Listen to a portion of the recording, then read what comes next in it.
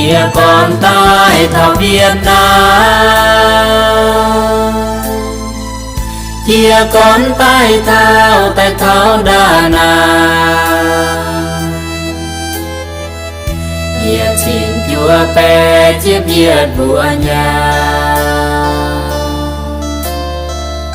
vua nhang cú phiên chia con thảo Việt Nam.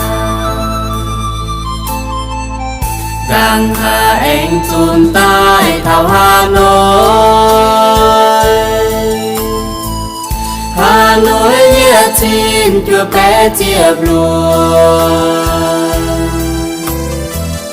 Hải Phòng nhiệt xin Chúa bé chiệp bê,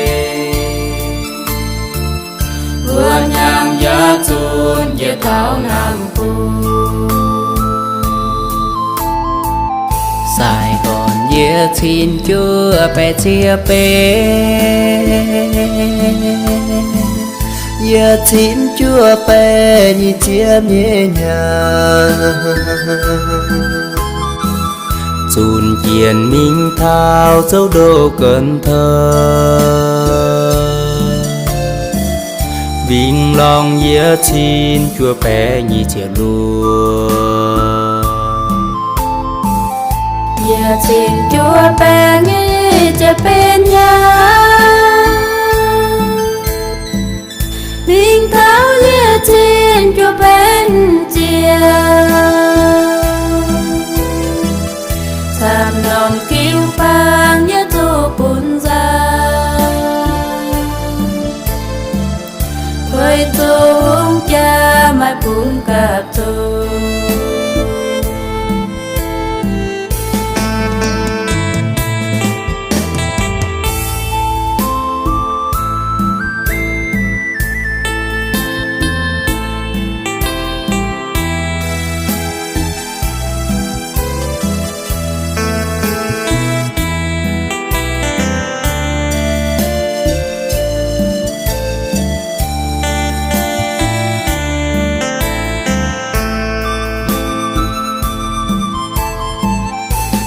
Đời phim xanh ruộng dầu liêng đời,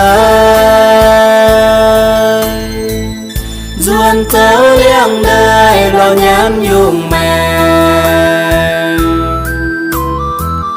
Thời lại hung cha chỉ tay chun hàng nay, hung cha mãi buồn khu phiền chun mi. Dạ xin Chúa bé chia với nhau, Việt Nam phun gọi miền Bắc miền Nam. 10 chủ Tây Bung phan lụn chỉ phun gọi,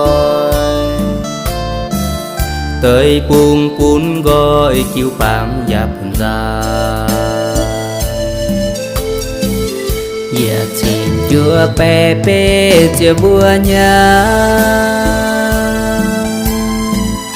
chiều báng anh tô dân tái nàng lô.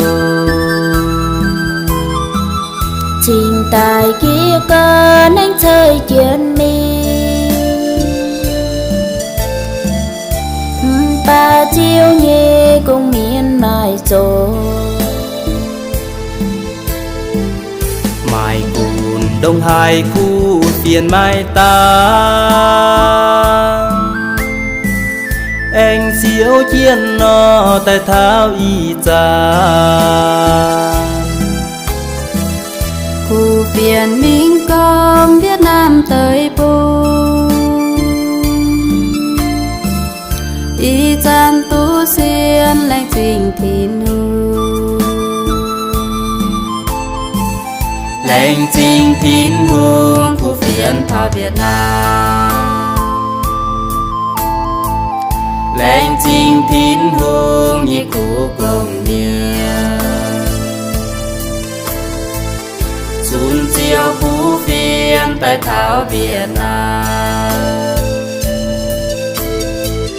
tại thảo Việt Nam tôi về kinh điển.